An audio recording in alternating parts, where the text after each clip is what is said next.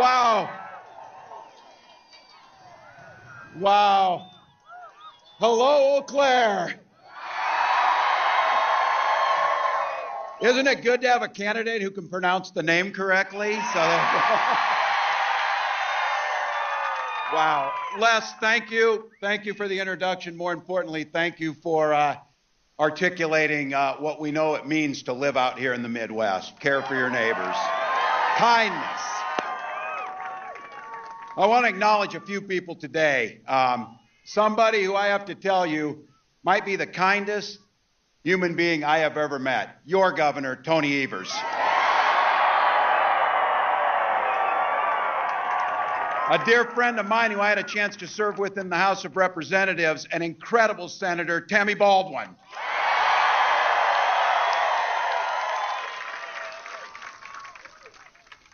The people's lawyer, your Attorney General, Josh Kaul. And someone who knows education's the foundation of everything, State Superintendent Jill Underly.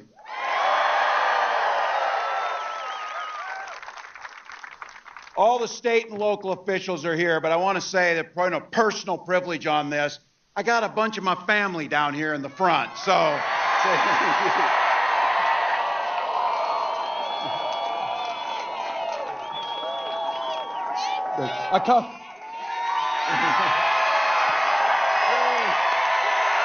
A couple of them are Badgers too, by the way, so.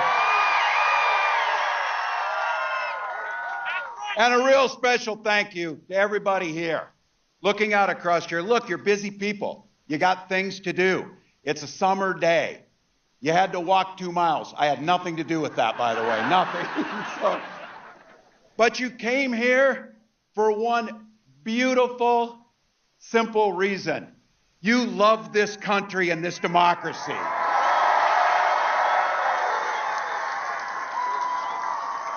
I couldn't be prouder to be on this ticket to help make Kamala Harris the next president of the United States.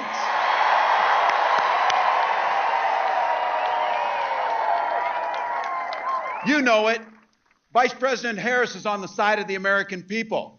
She took on predators, fraudsters, transnational gang members. She stood up against powerful corporate interests, and she never hesitated, not once, to reach across the aisle if it improved people's lives. Being a Midwesterner too, I know a little something about commitment to people. I was born in a small town in Nebraska where community meant everything.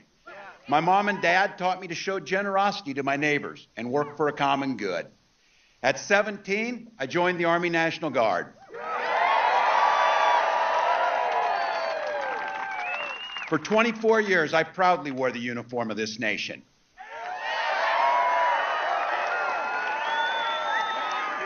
And that service, just as it did for my dad, a Korean War era veteran, and millions of others, I got the GI Bill and it gave me a shot at a college education. My dad was a teacher. My siblings were all teachers.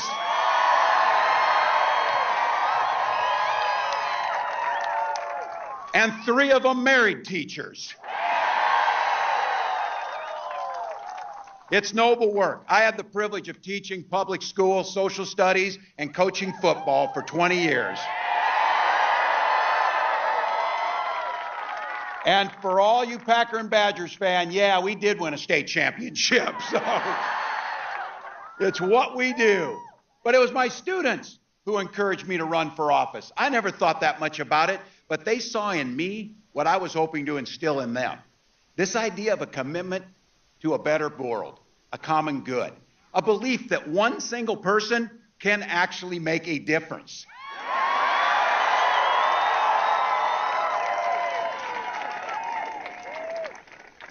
I lived in a red district, but my neighbors were kind enough and graced me with the opportunity to go to the United States House of Representatives for 12 years to represent them. I learned how to compromise without compromising my values. And as governor of the great state of Minnesota, I brought all that experience. Okay, okay. Are there Minnesotans in the house today?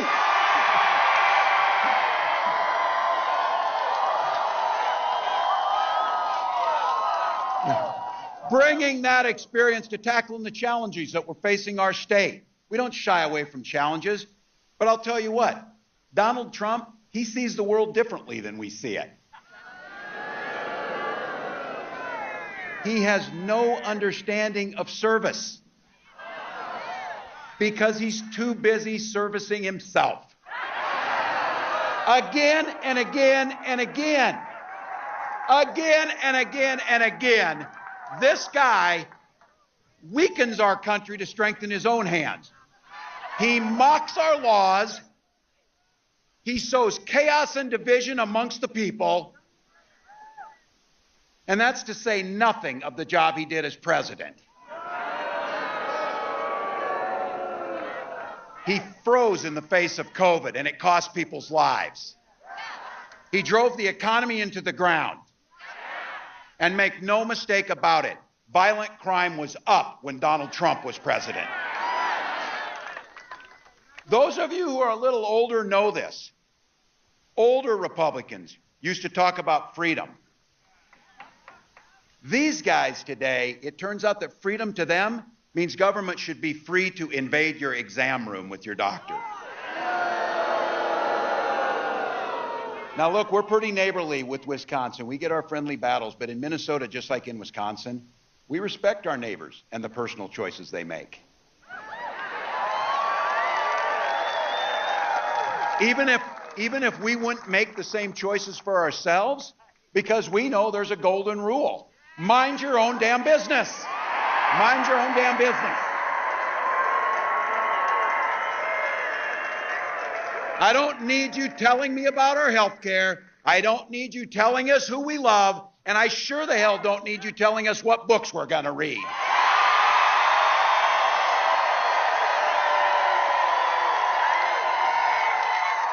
And there's a very personal one for me, and that includes IVF. Some of you might have heard this. This is very personal for my wife and I. When Gwen and I decided to have children, we went through years of fertility treatments. And I remember each night praying that the call was going to come and it was going to be good news. The phone would ring, tenseness in my stomach, and then the agony when you heard the treatments hadn't worked. So it wasn't by chance that when we welcomed our first child, our beautiful daughter, we named her Hope.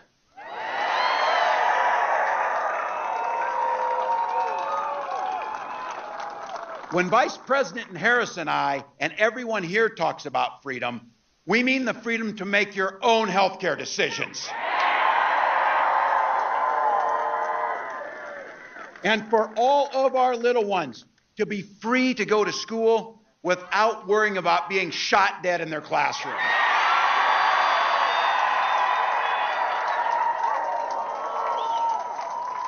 And just like Wisconsin, over in Minnesota, we believe in the Second Amendment, but we also believe in common sense gun violence laws.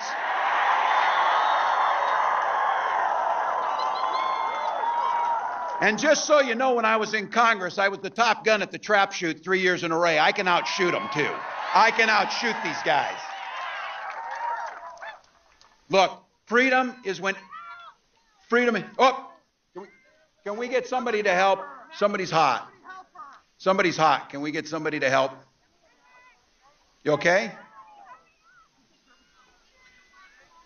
Drink some water, folks. It is hot out. Get somebody else.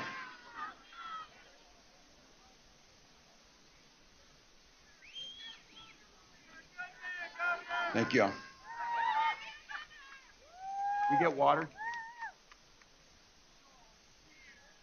They're so weird. They're so weird. They're so weird. You okay? Weird. Yeah.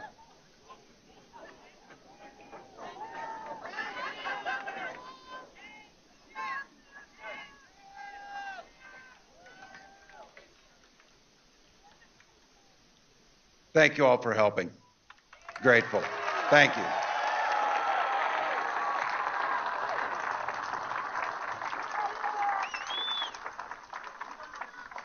Thank you all. Take care of one another on this. This is why we gather. Look, it's hot. It is hot. I'll come again. They've got folks here. We'll make sure we're okay. But I have to tell you all again, in all seriousness, to come and gather like this, to talk about our freedoms, the ability to talk about what could be good. And I have to say, this idea of caring for our neighbor and kindness and a hand up when somebody needs it, or just the sense of that people go through things and to be able to be there when they need it, that's who we are. It's not about mocking. It's not name callings. And you see it amongst them.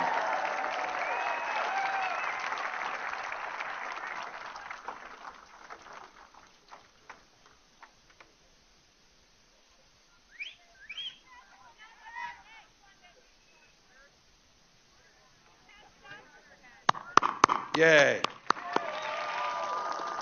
Thank you all.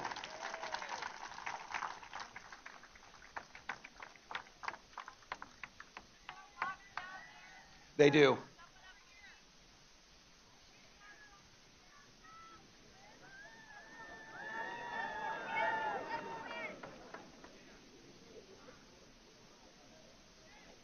Thank you all. We're okay. We have someone down. They're treating him. They're getting him some water, and it's good. He's going to get up. You guys need some water, too? We'll ask him. Teddy, can you see if they have some more water? That'd be great. Take care of your neighbors.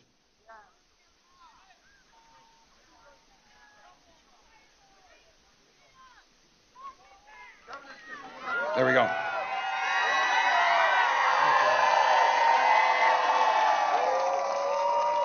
There we go. All right. All right, folks. Hey, they're getting him taken care of. We'll stay. I don't want to be too lighthearted. I thought about doing the Minnesota Rouser, but I thought that might be too much over here on you. Look, we'll get them taken care of. You know what this is about. This is about when they talk about the freedoms that we heard. And freedom in education means that our teachers aren't saddled with crippling debt when they go into this, the student loan debt. And I'll tell you what a big part of this is. We settle our political differences not through violence, but through our votes. The question is pretty simple. This election is all about asking that question. Which direction will this country go in? Donald Trump knows the direction he wants to take us. He wants to take it back. He wants to do the things that you saw, but be very clear. Don't believe him when he plays dumb. He knows exactly what he's talking about. He knows exactly what Project 2025 will do in restricting and taking our freedoms. He knows that it rigs the economy for the super rich. If he gets a chance to go back to the White House, it will be far worse than it was 4 years ago. Raising costs for the middle class, repealing the Affordable Care Act, gutting Social Security and Medicare, the very safety nets that protect people when they're down. And of course, banning abortions across this country with or without Congress. This is where we talk to our neighbors. Donald Trump is not for you or your family. And Trump's running mate shares those same dangerous and backward beliefs. You know, just like all of us in regular America, we go to Yale, and then we have our careers funded by Silicon Valley billionaires, and then you write a book about the place you grew up and you trash that place.